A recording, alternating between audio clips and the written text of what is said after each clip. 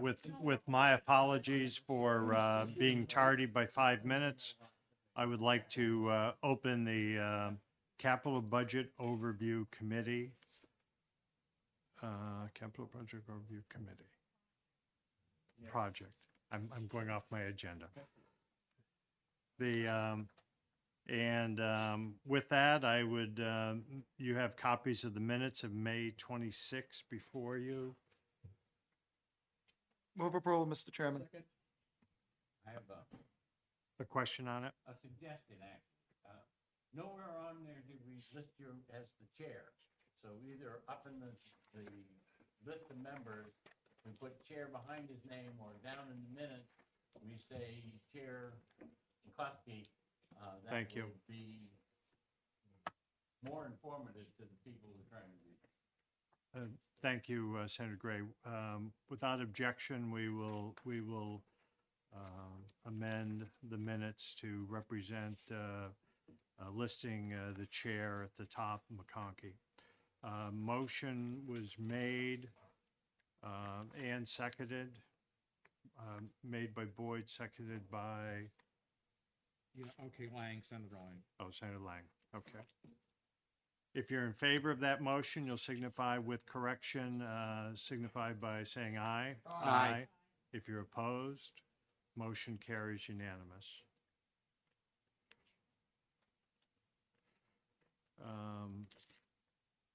Mr. Shea, would you enlighten the board on, we now do have this new name change, don't we, for our committee? We do. I could do that after Environmental Services does their presentation to the committee if you would like, or I can do it now, but. Let's do it now. Okay. So House Bill 384 passed the last session. In that bill, this committee's name was changed from Capital Budget to Capital Project Overview Committee. And part of the discussion that was involved at that time was that there is a number of projects that are occurring outside the capital budget process that are still capital projects, but there was concern that they didn't necessarily have to come before this committee to be updated or reviewed. So the House Finance Committee put an amendment in to make that change from budget to projects. A little later on, at the end of the meeting, there's a miscellaneous item which would kind of set some parameters to help guide the agencies on what is meant by a project. But that's in a nutshell what occurred. Thank you, Ms. Shea, for that. And we'll come back to that at the end. I'd like to move on to item number 4, informational. We'll start with 23015, Department of Administrative Services. Is anyone here to discuss that or questions?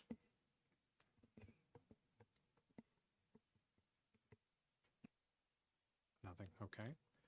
Department of Transportation, 23016, Annual Status Report of local, federal and local airport projects.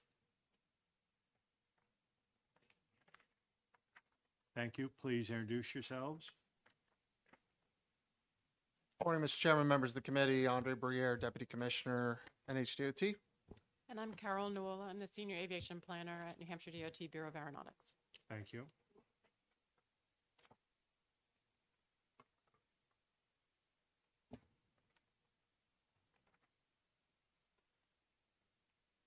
So members of the committee, in accordance with Chapter 90 Laws of 2021, we've distributed and attached the department's annual report for the period ending June 30th, 2023 for review by the Project Overview Committee.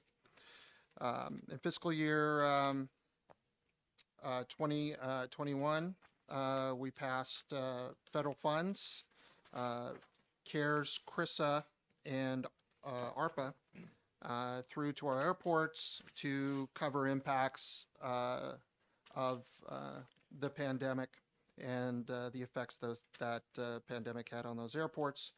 Largely, according to the spreadsheets that we distributed, the first 2 categories are expended, and we are currently, just to summarize and not belabor or recount the spreadsheets that we did distribute, we continue to expend ARP Act funding, and those are mostly programmed, and we're spending our way through those.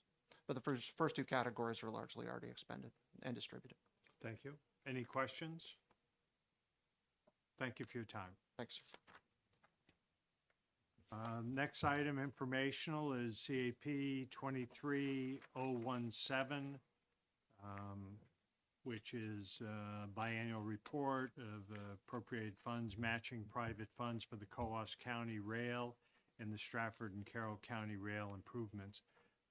Both representatives had spoken to me and said they had other commitments and couldn't be here today.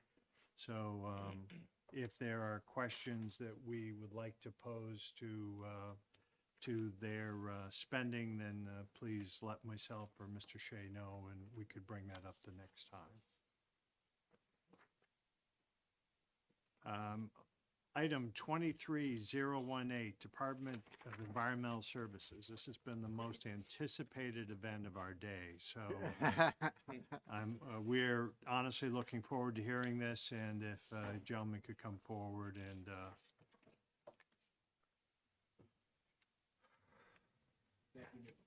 Am I on? Yeah, thank you. Thank you, Mr. Chair. For the record, Bob Scott, Commissioner with the Department of Environmental Services. To start, I've asked Commissioner Goulet to sit with me. Thank you for that. First of all, I think you all should have a handout. If you don't, we have extras here that we can provide you. So if anybody needs, we can do so. I just wanted to give some opening remarks, and I'll have Assistant Commissioner Mark Sanborn and our head of our Land Resource Management Bureau, Phil Trowbridge, are going to give the majority of the presentation from the slides. But I wanted to kind of state the obvious for you all. The e-permitting, automation of reporting and monitoring data is really important for many reasons. I'm sure that the chair is a user of our data. And that's not unique. We have a lot of users of our data, ranging from the public, just wants to understand environmental quality around them, to practitioners that are so important to our economy. And the key to moving forward to that is we already have, for decades now, we've kind of kludged together resources that are available online. That's really long-term untenable. We needed to up the game on that. And at the same time, and so that's why these funds are so important to us. And at the same time, obviously, those decades worth of products that had been producing, we have people depending on those, and we need to maintain those. So it's akin to redesigning and rebuilding a car while you're driving it down the road is what we're trying to do.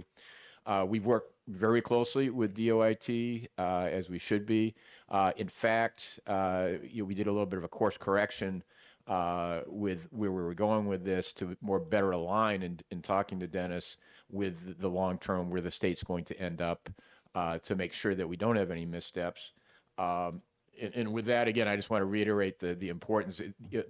Obviously, at this point, the state, our customers expect this type of service, and frankly, we have increasing demands on our staff, and this is the way to make them more efficient. So this is something we're fully bought onto. And with that, I don't know if any comments with Commissioner Goulet. Good morning, Mr. Chair, members of the committee. Yep, I have to agree with everything that's been said so far, and I want to elaborate a little bit on Commissioner Scott's course correction comment. The history of applications in the state has gone along the same lines of the way private sector has done. In the old days, everything was written custom and was maintained by staff. Today, the world is pretty much buying software off the shelf, and they're also buying. There's the way you buy software has changed. So, in the old days, you'd buy software, you'd license it, and then you'd pay 15 to 20% maintenance per year, and you would own it for however long, and then you might switch it out after 8 years, 10 years, 20 years, however long. Today, the world has gone towards subscription. From the standpoint of the vendors, It's a good thing for them and their shareholders because they have this more steady, continuous revenue stream, and so they're more predictable as companies. For us, it's good and bad. The good part is that we have a predictable cost stream and that we're actually being transparent about what it really costs to operate. Because in the old days, you'd have that huge cost of implementing, and then you'd be paying your maintenance. Now it's kind of more even, and you're essentially probably over, say, a 10 or 12-year period at about the same rate.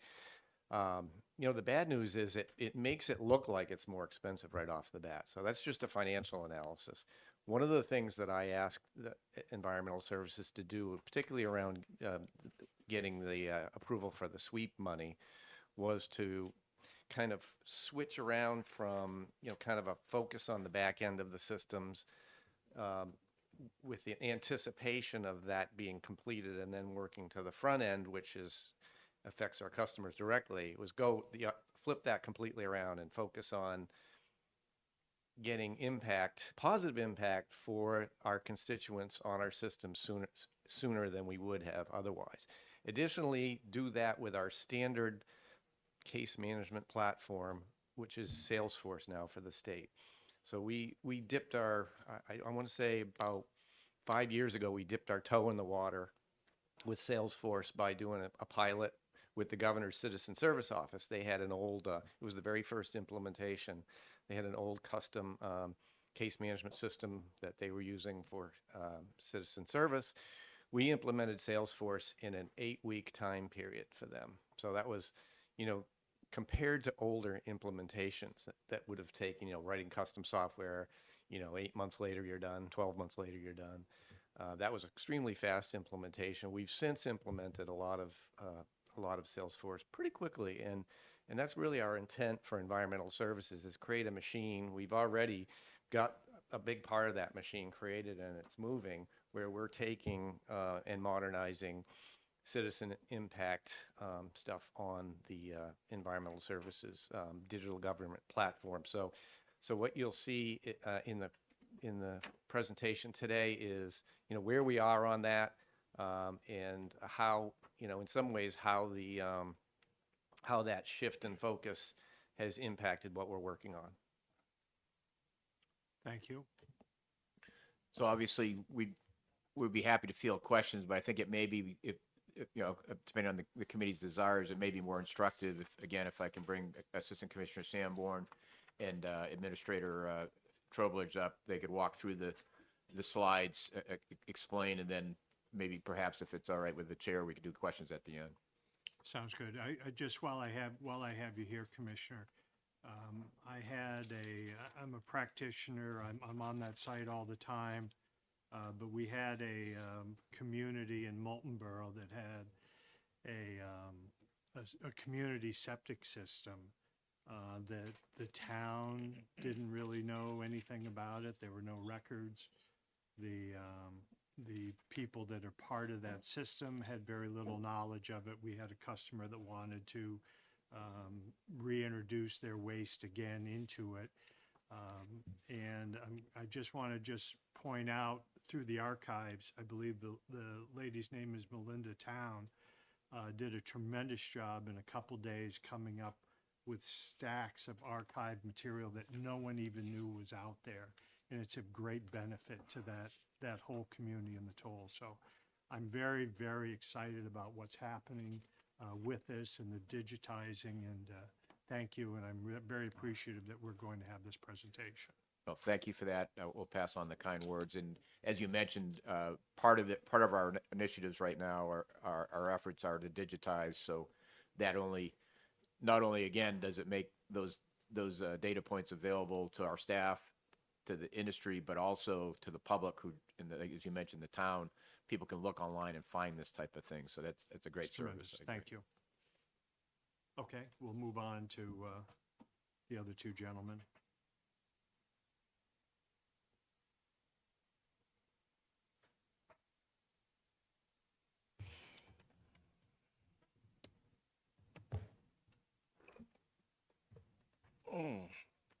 Morning, everyone. For the record, my name is Mark Sanborn. I'm the Assistant Commissioner at the New Hampshire Department of Environmental Services, and with me is Phil Trowbridge, the manager of our Land Resources Management Program. So I think everyone has copies of the slides, so if we can go to the first slide with content, the overview, I'll be just providing a kind of overview of where we're going, and the two commissioners did a great job, as always, teeing it up. As I had mentioned, so currently DES has two capital appropriations that have been provided by you all, along with an appropriations from the ARPA funding that the governor carved out called SWEEP for our IT modernization projects. Previously, the department had been focusing on existing platforms, and the back-end work was really where the majority of the work was happening. We've refocused that. The new focus is on the new platform that the commissioner mentioned, and working on both the front end and the back end work.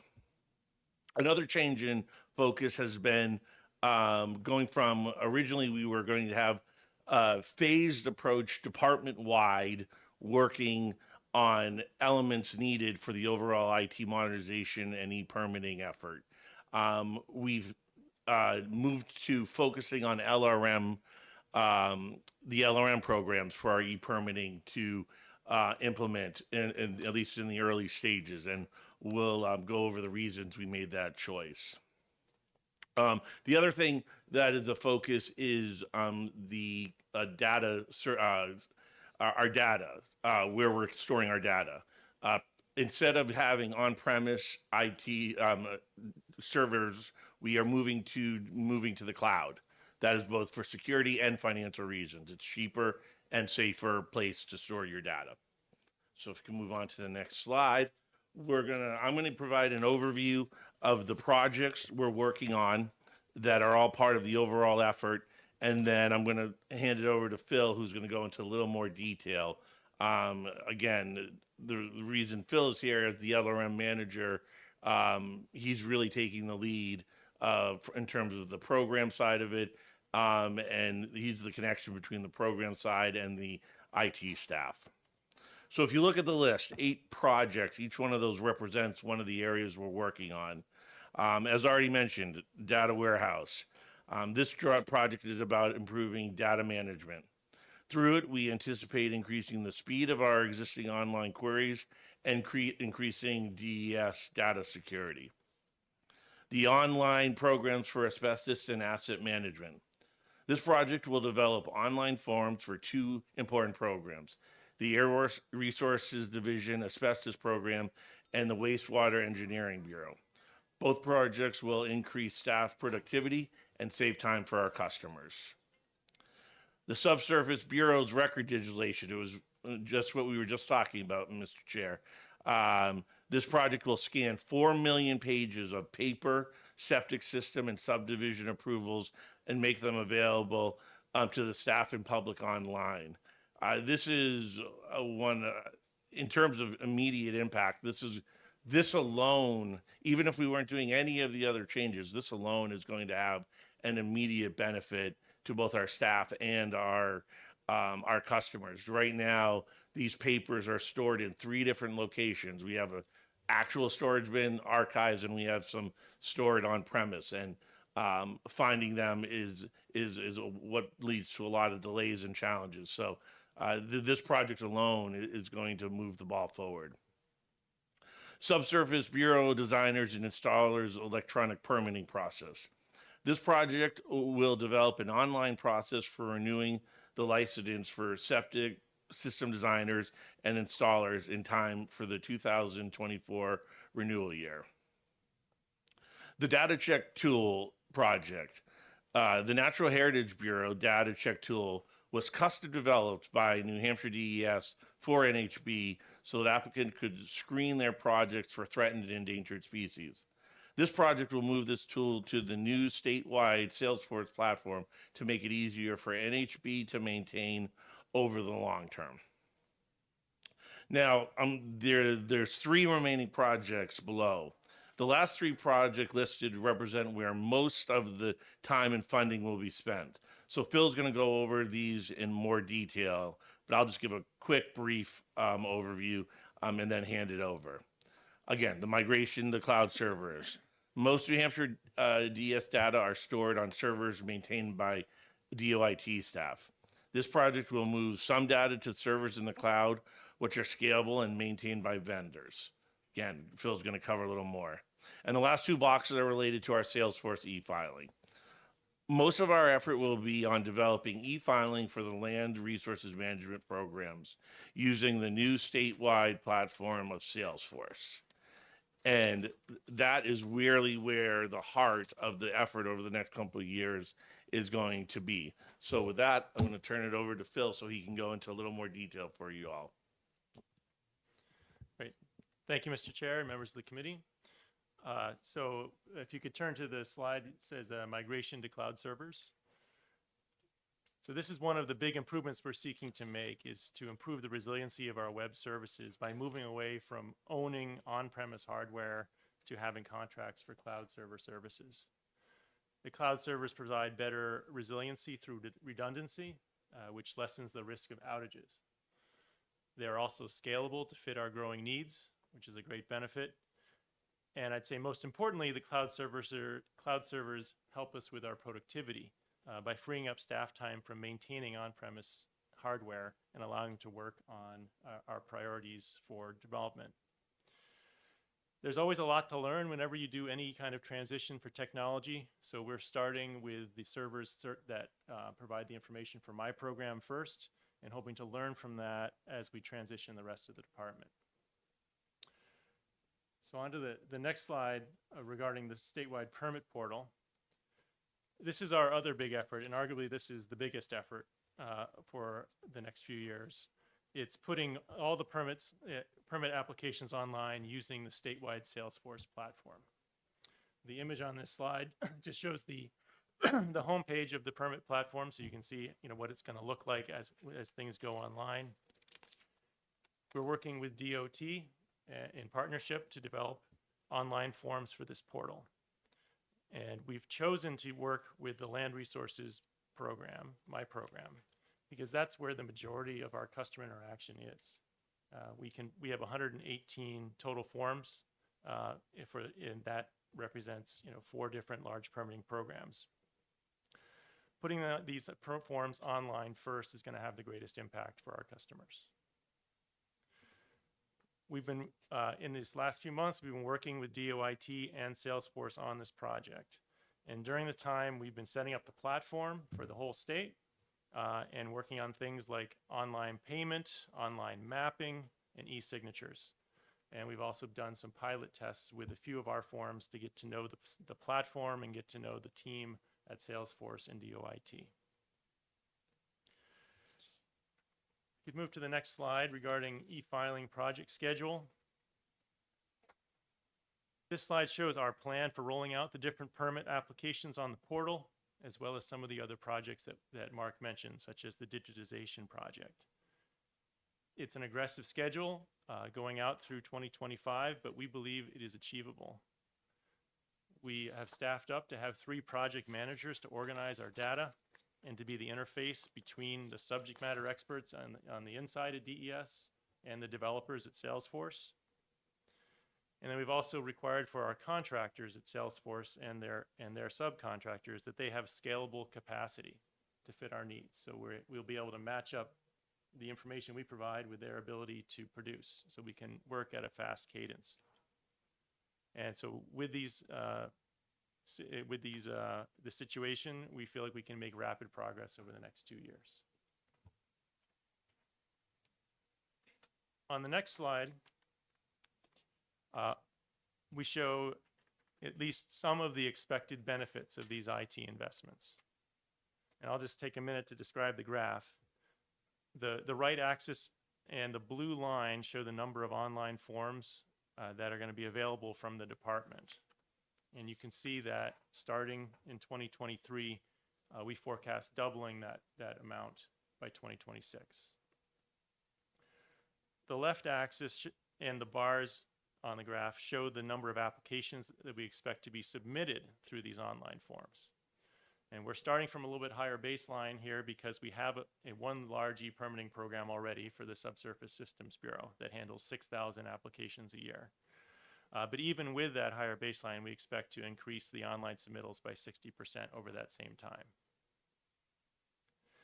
Overall, by the time we get to 2026, we plan to have 75% of all the land resource permits to be done and online. And I should say that we've prioritized the ones that we're doing first to be the ones that have the greatest demand. The ultimate benefit to the customers will be the ability to apply for most DES online permits, or most permits online without needing a printer, a stamp, or a check. And for our DES staff, the improvements will make it easier to share the information between staff as we have people working in different offices and share it digitally. It'll reduce our need for paper storage, and it will speed up our fulfillment of right-to-know requests. You could turn to second to last slide on current status. The table on this slide shows how much of the existing appropriations have either been encumbered or spent, which is the second column, or scoped and assigned to a project, which is the third column. And then the column on the far right is the sum of those two. For the sweep and FY 22-23 capital appropriations, these funds are mostly accounted for. For FY 24 and 25 appropriation, the availability of the sweeps money, which, as you know, must be spent by 2026, has slowed our use of these funds. And we also just received them 2 months ago. And our priority has been spending down the sweeps and the prior appropriation first. So one thing I want to mention, though, is that even though we've not encumbered or assigned all of the capital funds, we expect to need these full appropriations. And there's a couple of reasons for that. The first is that our initial approach for these online forms has been to keep it very simple to get the forms online as quickly as possible. And that's a software development strategy. But we know that there's going to be a need for a phase 2 to add more features that customers are going to want. And we have not scoped or budgeted that because we don't know what those are. And we're going to learn those through engagement with our customers and find out what it is they want, so we don't overbuild and we focus on what satisfies their needs. Similarly, we have not fully scoped the replacement of the existing e-permitting program for the Subsurface Systems Bureau. This is a popular program. It was custom built in 2015. It handles 6,000 applications already. But we need to move it from this custom built platform to the Salesforce platform for it to be stable and also to be maintainable in the long run. This is going to be a big project, and we expect it to be costly, and that's why we expect that to be we expect to use all of the encumbrances or all of the appropriation. And before I leave this side, let me address a likely question you may have, which is, why are there funds from the FY 24-25 appropriation assigned to a project when there's still unassigned funds for 22-23? And the reason for that is that the 24-25 appropriation had a few specific projects listed with it that were fully scoped already and ready to go, and we've got them moving quickly. Mark, I'll turn it back to you to summarize. Yeah, thanks, Phil. A couple points overarching thoughts I want to leave you with before we move into questions. Number one, we hope that the information we provided demonstrates that we are prioritizing our customer needs and leveraging DOIT's statewide assets and resources. When I also, Phil accurately and effectively outlined why we are concentrating on LRM. I do want the folks to know here, though, that doesn't mean we're leaving out the rest of the department during this time. Number one, overall, from an IT perspective, our 3 priorities of DES right now is the LRM e-permitting efforts. and the IT modernizations associated with it. But our number 2 priority is maintenance of the legacy programs throughout the rest of the department. Those platforms will continue to get the attention they need, so the rest of our department continues to meet the needs of our constituents. And the third priority is the new development of some non-LRM. We have received some additional funding. SWEEP provided some funding to both air and waste divisions that we are working on. So where possible, some new development is happening in the rest of the department. It also should be noted that the work being done right now will benefit those other programs once we move to those IT modernization. As we learn more and we get better at adapting Salesforce as a platform, improving our data storage, and all the efforts that are associated with the modernization, both on the front end and the back end, all those lessons will pay dividends when we go to increasing e-permitting and our forms online when we get to the other programs. So, in closing, we are focusing on the project that will make online forms available as quickly as possible, and focusing on LRM since they represent the majority of New Hampshire DES's permitting efforts. But we are ensuring along the way that our customers' immediate needs are met, and that these lessons and efforts will benefit all of DES down the line. With that, I think we're ready for your questions. Certainly. Questions for the gentleman? Oh, I'm sorry. Yes, Representative. Thank you, and thanks for taking my question. So can you speak to the issues related to privacy and data security as you move from a platform, from your own platform, which is totally under your control, into the outer world where many more people have access to your system? Yeah, we're going to bring up the real IT expert for that one. Thank you.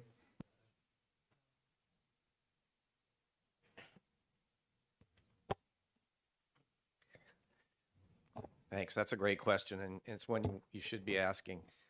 So one of the things that's happened in the IT world is that, particularly for state and local governments, is that our requirements for security and privacy are not only just important, but in many ways they're required to be compliant with our federal funding streams. So all of the major players in the cloud space have created what they call a government cloud.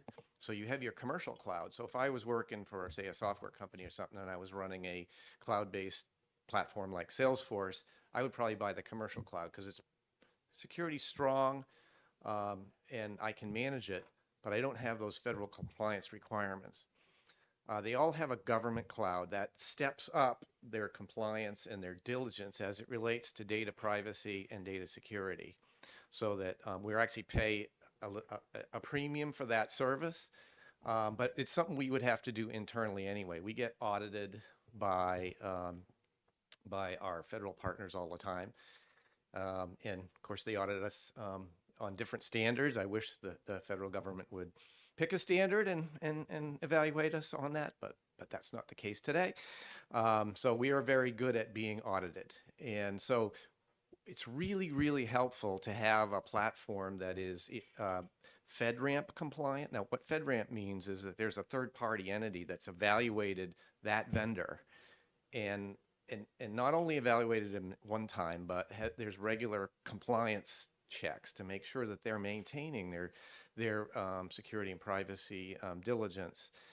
There's also another, and to be FedRAMP compliant, you actually have to do business with the federal government. Not all players out there do business with the federal government. So there's also a state ramp compliancy, and what that is it's the same amount of discipline, but it strikes away that reliance on, or the requirement that a federal relationship be there. So we look for those compliancies. For a smaller vendor who's in the space, who might not be able to manage that type of compliancy, we have a pretty rigorous process inside our procurement We evaluate what our vendors are doing with respect to security and privacy as part of the procurement process. It's a lot easier to do if they're state ramp or FedRAMP compliant, but if they're not, then we have that extra level of work that we have to do to make sure that we're being careful with citizen data. The other thing we do is, particularly on large new system implementations, and we've done this already once with Salesforce. We did it as we were getting ready to go live with our vaccination system, Vinny. We actually did a third-party audit that said, all right, it's FedRAMP compliant, should be very secure, but did we make any mistakes implementing it? So it's a regular thing that we do where we'll do a third-party assessment of how we've implemented to make sure that we didn't make any configuration mistakes that leave data doors open. Hope that answers the question. It's a long answer, but there's a lot of work being done. Our enemies are targeting us continuously. Thank you very much. Thank you. Any further questions? I want to thank you folks for all coming in today and that presentation. We look forward to as this progresses forward. Chris, maybe you've already done this. Could you make this a PDF and share it with all of Public Works if you could, please? We can do that. It's currently on the website now, on our website, and we'll forward links to the Public Works. Okay, I would appreciate that. For you gentlemen, I guess I just have one question, and God forbid this were to happen and all you are here with us today. Is Rainey in charge of the department now if you guys are all gone? Actually, he's at Silk Farm, so. He's ready to go over there. So, yes. Well, we want to thank you for the appropriations. So we couldn't be doing any of these without the investment being made by the legislature. So thank you very much. Thank you. All right. If I could hold you, Mr. Sanborn, I have a question for you about our other commission we're on. Sure, Could of course. I hold you after? And thank you for that. And we'll move on to Mr. Shea. So the last item on your agenda today is under miscellaneous. It's 23019. So as I mentioned at the start of the committee, the committee name had changed from capital budget to capital projects. And prior to that, in RSA 17J, the Department of Administrative Services is required to do a quarterly report on all capital budget projects. And that's what's been included. That's what you had on today's packet would be 23-015. So that's the quarterly report that you received. Typically, that has been just what's been included in the capital budget. Those new items from the current capital budget and anything that's been carried forward from previous capital budgets. By changing the name to capital projects, there was a question as to what did that mean, what needs to be included in the quarterly report. So the item under tab 5, 23019, is an effort to provide some guidance to administrative services on what should be included in the quarterly report. The first, number one, is to continue to include any capital budget items that you've approved through House Bill 25. The second would be to include any capital projects with an appropriation of $1 million or more. The third would be to include any capital projects that the OPLC funds through its dedicated fund. So legislation this year was adopted to allow that group to use their dedicated fund for capital projects. And you'll see on the bottom of the page, I referenced the RSA there. And then the last point was to include any other projects that committee members might bring up that they believe should be tracked by this group. So I had reached out to the chair as well as Representative Ebel, who was involved with some of this, some of these changes during the House Finance phase, to see if this was kind of getting to the place where they thought they should be with this.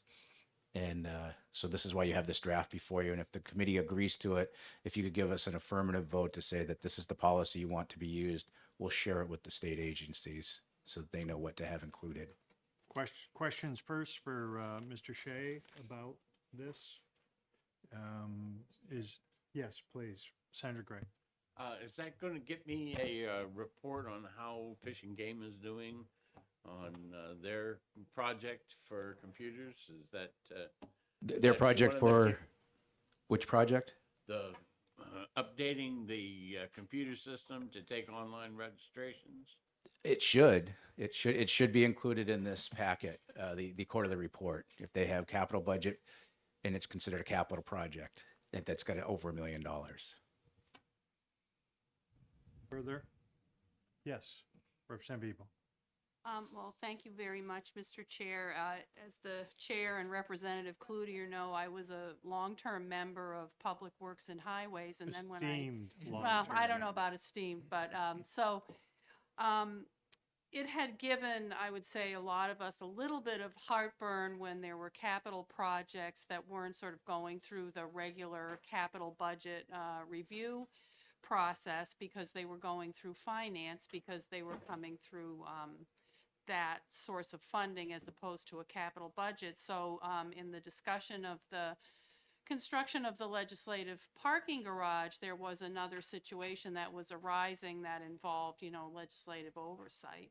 And so in the process of that discussion, we saw, or I in particular saw an opportunity to bring capital projects that weren't otherwise in the capital budget process into some sort of review process that I felt and everybody supported it, deserved an equal amount of oversight, and they weren't getting it just because they were coming through the regular operating budget. So that's where, that was the genesis of all of that, and that's how we changed the name to Capital Project Overview. But then Chris was kind enough to point out that that sort of left this never land of how many of projects that were being paid for with capital funds should be reviewed by the group.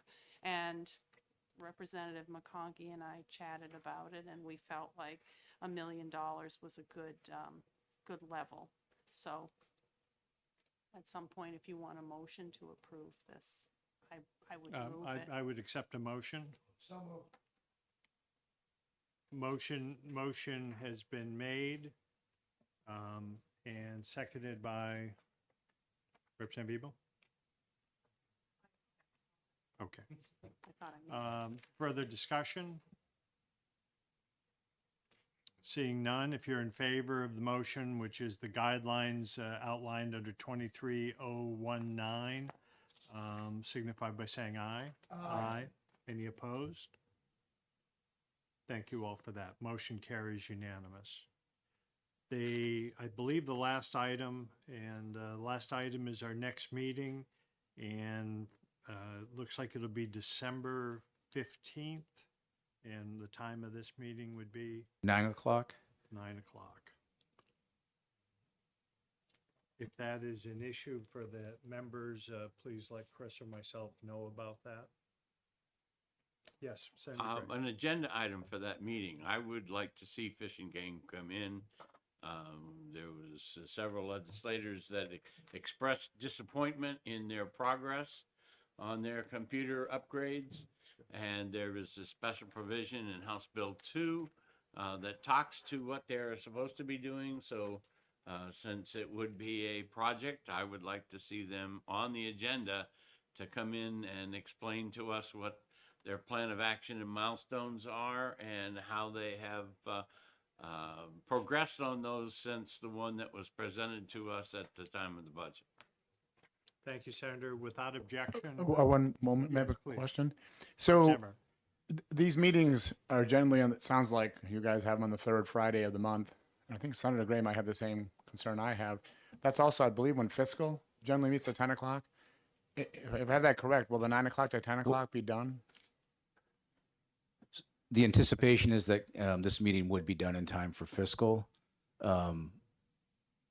This meeting you just had and the meeting that's scheduled in October for fiscal are set for Thursday, so I don't know if that's going to go back to Fridays or not, or if, but you're absolutely correct, Representative. It has been talked about as the third Friday, typically at 10 o'clock, sometimes in the afternoon, but usually Capital Project Overview Committee goes rather quickly, and that's why we've asked to have it scheduled at 9:30. The Long Range Committee would be scheduled to participate, or to start. Thanks. Okay, thank you, Representative. So without objection, we'll ask Fish and Game for Senator Gray and for my own, and I'm sure everyone else's advocation to have them come forward. Yeah, we'll have them included on the agenda. We'll let them know the request has been made. Okay. So with that, I'll accept a motion to adjourn until, so moved by the senator, seconded by Representative Cloutier. If you're in favor of the motion, signify by saying aye. Aye. Any opposed? We are adjourned.